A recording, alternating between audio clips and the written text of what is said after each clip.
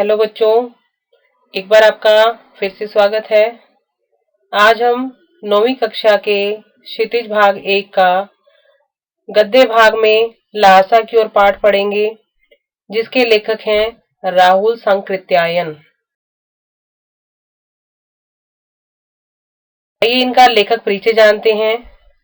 इनका जन्म सन 1893 में गांव पंधा, जिला आजमगढ़, उत्तर प्रदेश में हुआ। उनका मूल नाम केदार पांडे था। इनकी शिक्षा काशी, आगरा और लाहौर में हुई। सन 1930 में उन्होंने श्रीलंका जाकर बौद्ध धर्म ग्रहण कर लिया। तब से उनका नाम राहुल संकृत्यायन हो गया। राहुल जी पाली, प्राकृत, अपभ्रंश, तिब्बती, चीनी, जापानी, रूसी सहित अनेक भाषाओं के जानकार थे। उन्हें महापंडित कहा जाता था, यानी इनको कई भाषाओं का ज्ञान था, जिसके कारण इन्हें महापंडित कहा जाता था। सन 1963 में इनका देहांत हो गया। राहुल संकृत्यायन ने उपन्यास, कहानी, आत्मकथा, यात्रावृत्त, जीवनी, आलोचना, शोध आदि अनेक विधाओं में साहित्य सृजन किया। इतना ही नहीं, उन्होंने अनेक ग्रंथों का हिंदी में अनुवाद भी किया। मेरी जीवन यात्रा, 6 भाग, दर्शन दिग्दर्शन, 22वीं सदी, वोल्गा से गंगा, भागो नहीं दुनिया को बदलो, दिमागी गुलामी, घुमक्कड़ शास्त्र उनकी प्रमुख कृतियां हैं, यानी कि इनकी जो प्रमुख कृतियां हैं उनके नाम दिए गए हैं। साहित्य के अलावा दर्शन, राजनीति, धर्म, इतिहास, विज्ञान आदि विभिन्न विषयों पर राहुल जी द्वारा रचित पुस्तकों की संख्या लगभग 150 है। राहुल जी ने बहुत सी लुप्त प्राय सामग्री का उद्धार कर अत्यंत महत्वपूर्ण कार्य किया है। यात्रावृत्त लेखन में राहुल जी का स्थान अन्यतम है। उन्होंने घुमक्कड़ी का शास्त्र रचा, उससे होने वाले लाभों का विस्तार से वर्णन करते हुए मंजिल के स्थान पर यात्रा को ही घुमक्कड़ का उद्देश्य बताया। घुमक्कड़ी से मनोरंजन, ज्ञानवर्धन, अज्ञात स्थलों की जानकारी के साथ साथ भाषा एवं संस्कृति का भी आदान प्रदान होता है। राहुल जी ने विभिन्न स्थानों के भौगोलिक वर्णन के अतिरिक्त वहां के जन जीवन की सुंदर झांकी प्रस्तुत की है। यानी इनका मानना था कि जो हम यात्रा करते हैं तो हम दूसरे प्रदेश की जो संस्कृति है, वहां जो ज्ञान बढ़ाने वाली बातें हैं, वहां की जो अच्छी चीजें हैं उनको हम ग्रहण कर लेते हैं, और अपनी जो अच्छी चीजें हैं, हमारी जो संस्कृति की अच्छी चीजें हैं उनको हम दे सकते हैं। संकलित अंश, यानी कि जो पाठ दिया गया है उनकी यात्रा का एक अंश है। राहुल जी का प्रथम तिब्बत यात्रा से लिया गया है, जो उन्होंने सन 1929-30 में नेपाल के रास्ते की थी। यानी कि 1929-30 में उन्होंने नेपाल की यात्रा की थी, तब का उन्होंने वर्णन यहाँ पे किया है। उस समय भारतीयों को तिब्बत यात्रा की अनुमति नहीं थी, इसलिए उन्होंने यह यात्रा एक भिखमंगे के छद्म वेश में की थी। इसमें तिब्बत की राजधानी लहासा की ओर जाने वाले दुर्गम रास्तों का वर्णन उन्होंने बहुत ही रोचक शैली में किया है। इस यात्रा वृतांत से हमें उस समय के तिब्बती समाज के बारे में जानकारी भी मिलती है। यानी कि इस यात्रा वृतांत से पता लगता है कि उस समय तिब्बती समाज कैसा था, वहां क्या क्या होता था, किस चीज की अनुमति थी, किस चीज की अनुमति नहीं थी, इसका वर्णन हमें इसमें मिलता है। वह नेपाल से तिब्बत जाने का मुख्य रास्ता है। फरी कलिंगपोंग का रास्ता जब नहीं खुला था, तो नेपाल ही नहीं, हिंदुस्तान की भी चीजें इसी रास्ते तिब्बत जाया करती थी। यानी कि जब लेखक ने यात्रा की थी तो एक जो रास्ता, जो मार्ग है फरी कलिंगपोंग, वो रास्ता नहीं बना था। यह व्यापारिक ही नहीं, सैनिक रास्ता भी था। इसलिए जगह जगह फौजी और चौकियां और किले बने हुए हैं, जिनमें कभी चीनी पलटन रहा करती थी। आजकल बहुत से फौजी मकान गिर चुके हैं। दुर्ग के किसी भाग में जहां किसानों ने अपना बसेरा बना लिया है, वहां कुछ घर आबाद दिखाई पड़ते हैं। यानी कि जिन जिन किलों को चीनी सेना ने छोड़ दिया है, तो उनका यूज क्या हुआ है कि कई किसानों ने अपना मकान बना लिया है, और वहां पे कुछ कई लोगों ने अपना घर बना लिया है। बच्चों, ये जो हम पाठ पढ़ रहे हैं, आपको ये ध्यान रखना होगा कि जो प्रश्न बनते हैं इनमें से निकल निकल कर ही आते हैं। इसलिए पाठ का जो सार होता है, पूरा पाठ होता है, इसलिए आपको ध्यान से पढ़ना होता है। अभी जैसे हमने एक पैरा किया है, उसके अनुसार हम कुछ प्रश्न देखते हैं। तो पहला प्रश्न क्या बन सकता है कि नेपाल से जो तिब्बत जाने वाला रास्ता था, उसके मुख्य मार्ग जो था वो कौन सा था। तो हमने अभी पढ़ा है कि जो नेपाल और तिब्बत का जो मार्ग था, किसी समय में नेपाल से जो तिब्बत का मार्ग, जो नेपाल के रास्ते से जाया करते थे हम, क्योंकि पहले जो फरी कलिंग वाला कलिंग पोंग वाला जो रास्ता था वो नहीं बना हुआ था, इसलिए नेपाल के रास्ते ही तिब्बत तक पहुंचा जा सकता था। और यह मार्ग जो है सैनिक दृष्टि से किस प्रकार से महत्वपूर्ण है, क्योंकि यह किसी समय में जो ये रास्ता है वो सैनिक रास्ता भी हुआ करता था। जगह जगह पर चौकियां और किले बने हुए हैं, और इन चौकियों और किलों को अभी भी, जहाँ पहले कभी चीनी सेना रहा करती थी, लेकिन अब इन चीनी से जो किले हैं वहां पर लोगों ने कब्जा कर लिया है, कि जो किसानों ने कब्जा कर लिया है, और कुछ लोगों ने अपना घर बसा लिया है। इसमें एक प्रश्न जो और भी निकल के आ सकता है कि जैसे हमने यहाँ पढ़ा व्यापारिक और जो सैन्य रास्ता है, तो इनमें क्या फर्क होता है, इनमें क्या क्या कहना चाहता है। तो व्यापारिक और का जो मतलब है वो है कि जो दो देशों के बीच में व्यापार होता है उसमें जो आदान प्रदान होता है, आयात निर्यात होता है, वो इसी रास्ते से जाते थे। जो सैनिक है, तो एक देश से दूसरे देश में जो सेना ली जा सकती थी, फौज भेजी जा सकती थी या इस्तेमाल करने के लिए, किसी को कोई मुश्किल आ गई तो दूसरे देश से सेना मंगाते थे, तो इसी रास्ते से वो सेना जाती थी। और इसमें जो पलटन शब्द है, पलटन का क्या मतलब हुआ, जो सैनिकों का दल है उसको हम पलटन कहते हैं। आबाद का मतलब जो बसा हुआ है। आइए आगे देखते हैं। ऐसा ही एक प्रत्येक एक चीनी किला था। हम वहां चाय पीने के लिए ठहरे। तिब्बत में यात्रियों के लिए बहुत सी तकलीफें भी हैं और कुछ आराम की बातें भी। वहां जाति पाति छुआछूत का सवाल ही नहीं है, और ना औरतें पर्दा करती हैं। वहां के समाज की बात की जा रही है कि वहां छुआछूत और जाति पाति का कोई मतलब ही नहीं है, यानी कि वहां ऐसी कोई प्रथाएं ही नहीं है, और वहां जो औरतें हैं वो पर्दा भी नहीं करती हैं। बहुत निम्न श्रेणी के भिखमंगों को लोग चोरी के डर से घर के भीतर नहीं आने देते, यानी कि जिनको वो जानते नहीं थे उनको अपने घर के अंदर नहीं आने देते थे। नहीं तो आप बिल्कुल घर के भीतर चले जा सकते हैं, क्योंकि वहां पर इसके द्वारा ये कहने का मतलब है कि वहां चोरों का बहुत डर था, जिसके कारण लोग जो अजनबी होते हैं उनको अपने घर तक नहीं, अंदर तक नहीं आने देते थे। चाहे आप बिल्कुल अपरिचित हो, तब भी घर की बहू या सासू को अपनी झोली में से चाय दे सकते हैं, वे आपको उसके लिए पका देगी। यानी कि वहां चाय आपके चाय पत्ती है तो आप उनको चाय देकर बता सकते हो कि मेरे लिए चाय बना दो, वो चाय बना सकती है। वहां के समाज के बारे में वर्णन किया हुआ है। तो बच्चों, इनमें से कुछ प्रश्न देखते हैं कि वहां के जो तिब्बती समाज था उनकी विशेषताएं क्या है, जो अच्छी बातें हैं वो क्या है। तो वहां पे क्या था कि समाज में सबसे पहली बात तो ये कि छुआछूत की और जाति पाति की जो प्रथाएं हैं वहां पर इस चीज का कोई नाम ही नहीं था, और वहां पर स्त्रियों की जो पर्दा प्रथा थी वो भी प्रचलन में नहीं थी। और यहाँ पे यात्रियों को क्या क्या सुविधाएं मिल सकती थी, कौन कौन सी यात्रा थी कि वहां आप घरों के भीतर तक जा सकते थे, और जो तिब्बती स्त्रियां हैं अनजान जो यात्री हैं उनको भी चाय बनाकर दे देती थी। उसके बाद एक प्रश्न और देखते हैं कि तिब्बती लोग उनके घर के अंदर, तिब्बती लोग हैं किन को घर के अंदर नहीं आने देते थे। जो हमने अभी पढ़ा है कि भिखमंगों को चोरी के डर से, क्योंकि जो कई बार वहां पे डाकू भी भिखमंगे के वेश में आ जाते थे, तो उनको अपने घर के अंदर आने नहीं देती थी। आगे देखते हैं, मक्खन और सोडा नमक दे दीजिए, वह चाय टोटी में कूट कर उसे दूध वाली चाय के रंग की बना के मिट्टी के टोटीदार बर्तन में रख के आपको दे देंगी। यानी कि आप चाय का सामान उन्हें दे दोगे, वो चाय आपको बनाकर वो एक बर्तन में दे देगी। वो टोटी यानी कि टैप लगी होती थी, वहां से आपको आप चाय ले सकते थे। एक बात आप बच्चों देखो कि इसमें मक्खन और सोडा नमक दे दिए, यानी कि वहां पे जो चाय बनती थी वहां या मक्खन डाल सकते थे या सोडा नमक भी प्रयोग में आता था। तो हमें ये भी बातें पता लगती हैं। यदि बैठक की जगह चूल्हे से दूर है तो आपको डर है कि सारा मक्खन आपकी चाय में नहीं पड़ेगा, तो आप खुद जाकर चोटी में चाय मत कर ला सकते हैं। चाय का रंग तैयार हो जाने पर फिर नमक मक्खन डालने की जरूरत होती है। यानी कि वहां की चाय की एक खासियत ये भी है कि चाय में नमक सोडा और मक्खन डालने की वहां की प्रथा थी।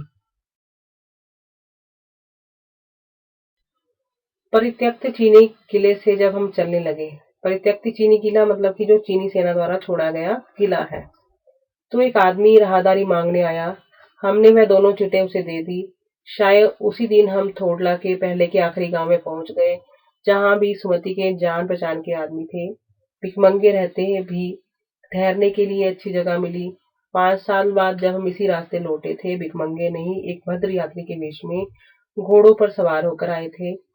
यानी यहाँ पर एक यात्रा का वर्णन बता रखा है राहुल जी ने कि वो कैसे एक वहाँ जान पहचान का जो उनका व्यक्ति था सुमति, उनके साथ गए थे और उसने बताया था कि यहाँ पे डाकुओं का डर होता है, इसलिए हमें भिखमंगे के वेश में यात्रा करनी चाहिए। तो सुमति के साथ होने के कारण उनको वहां पे ठहरने की जगह भी मिल गई थी। लेकिन लेखक कहता है जब मैं 5 साल के बाद फिर गया, लेकिन मैं भिखारी के रूप में नहीं, केवल एक भद्र यात्री यानी कि एक सूट बाट जो पहनने वाला व्यक्ति है वो गया था घोड़े पर सवार होके। किंतु उस वक्त किसी ने हमें ठहरने की जगह नहीं दी थी क्योंकि उनके साथ कोई भी जान पहचान का व्यक्ति नहीं था और हम गांव के सबसे गरीब झोपड़े में ठहरे थे। बहुत कुछ लोगों की उस वक्त की मनोवृत्ति पर भी निर्भर है, खासकर शाम के वक्त छड़ पीकर बहुत कम होश हवास को दुरुस्त रखते हैं। छड़ मतलब शराब को पीकर। यानी अब यहाँ से पता लगता है कि शाम के वक्त तिब्बत के लोग शराब पीकर अपने होशवास में नहीं रहते हैं, कि वहां पर शराब पीने का रिवाज है। तो अपनी यात्रा का दोनों यात्राओं का वर्णन किया है कि पहले जो सुमति के साथ की थी और 5 साल बाद वो खुद से गए थे, तो उनमें क्या फर्क था। तो यहाँ पे एक प्रश्न देखते हैं कि जब अभी हम जो चर्चा कर रहे हैं कि पहले की यात्रा और 5 साल की यात्रा में क्या फर्क था। तो पहले की यात्रा जो थी उन्होंने भिखमंगे के वेश में की थी और जो अब की यात्रा वो किसमें की थी, भद्र वेश में, यानी कि एक सज्जन पुरुष के वेश में घोड़े पर सवार होकर गए थे। और क्या फर्क था, 5 साल पहले उन्हें ठहरने के लिए जगह कैसी मिली थी, अच्छी। लेकिन अब जो थे उनको कहीं किसी गरीब सबसे गरीब झोपड़े में ठहरने की जगह मिली थी। और लेखक को उस समय ठहरने की जगह क्यों नहीं मिल सकी थी, क्योंकि जो लेखक था वो शाम के समय जो लोग थे तिब्बत के लोग, तो वो शराब पीकर अपने होशोवास में नहीं रहते थे।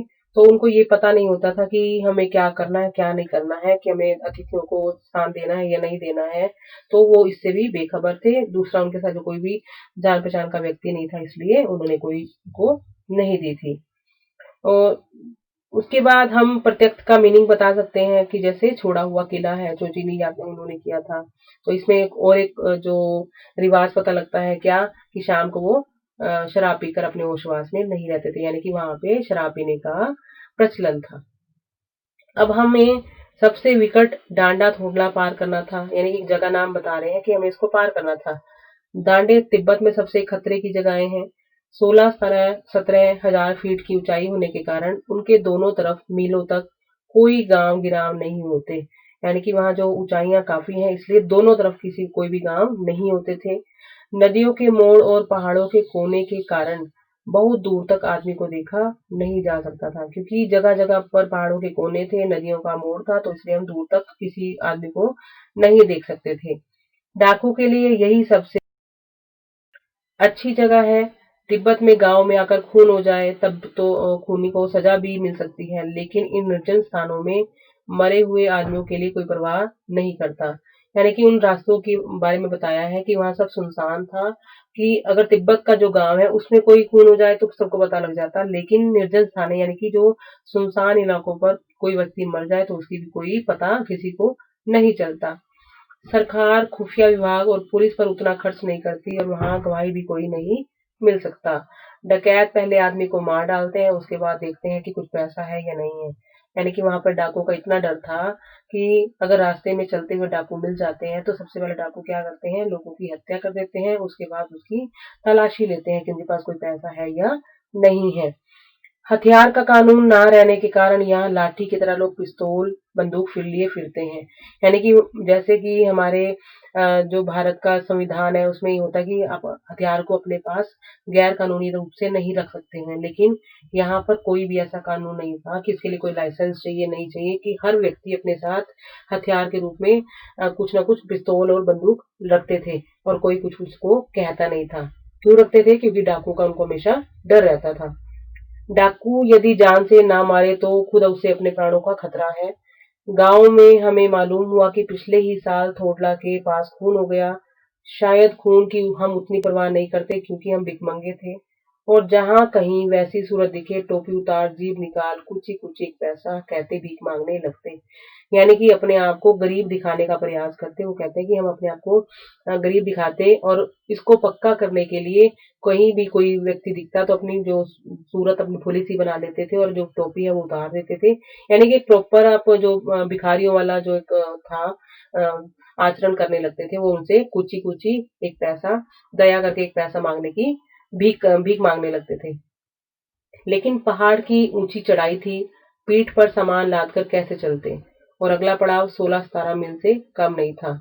मैंने सुमति से कहा कि यहाँ से लंकोर तक के लिए 2 घोड़े कर लो, सामान भी रख लेंगे और चढ़े चलेंगे। दूसरे दिन हम घोड़ों पर सवार होकर ऊपर की ओर चले। हम मतलब सुमति के साथ लेखक थे। दांडे से पहले एक जगह चाय पी और दोपहर के वक्त दांडे के ऊपर जा पहुंचे। हम समुद्र तल से 17-18 हजार फीट ऊंचे खड़े थे।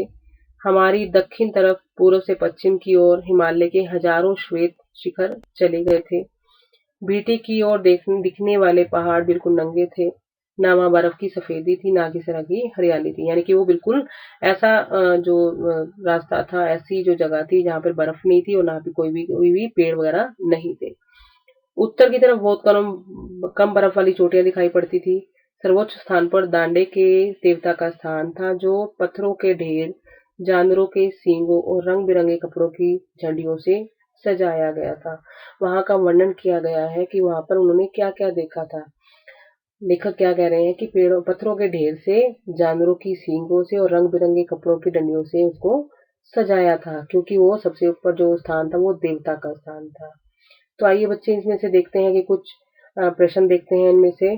तो भीटे की ओर दिखने वाले पहाड़ कैसे थे? जैसे हमने ऊपर पढ़ा कि भीटे की ओर दिखने वाले पहाड़ जो ऐसे लग रहे थे कि जैसे वो नंगे हो, यानी कि उसके ऊपर कोई बर्फ की चादर नहीं थी, ना कोई हरियाली थी, तो ऐसा लग रहा था बिल्कुल खालीपन लग रहा था। उनपे कोई बर्फ की चादर नहीं थी। उसके बाद दांडे के देवता को कैसे सजाया गया था?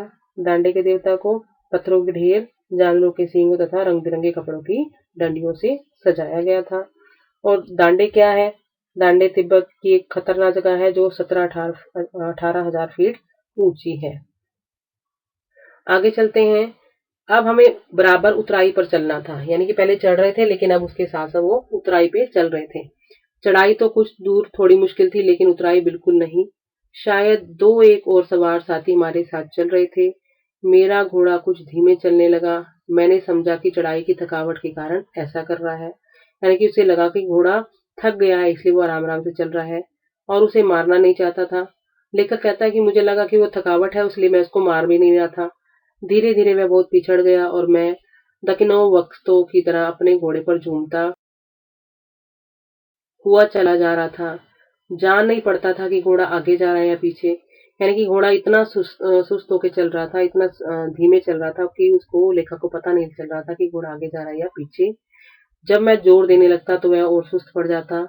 एक जगह 2 रास्ते फूट रहे थे। मैं बाएं का रास्ता ले मील 1.5 मील चला गया। फिर आगे एक घर में पूछने से पता लगा कि लंकोर का रास्ता दाहिने वाला था। यानी कि उसको जहां उसे दाहिने मुड़ना था वो बाएं मुड़ गया और वो अपने गलत रास्ते पर आ गया था। फिर लौटकर उसी को पकड़ा।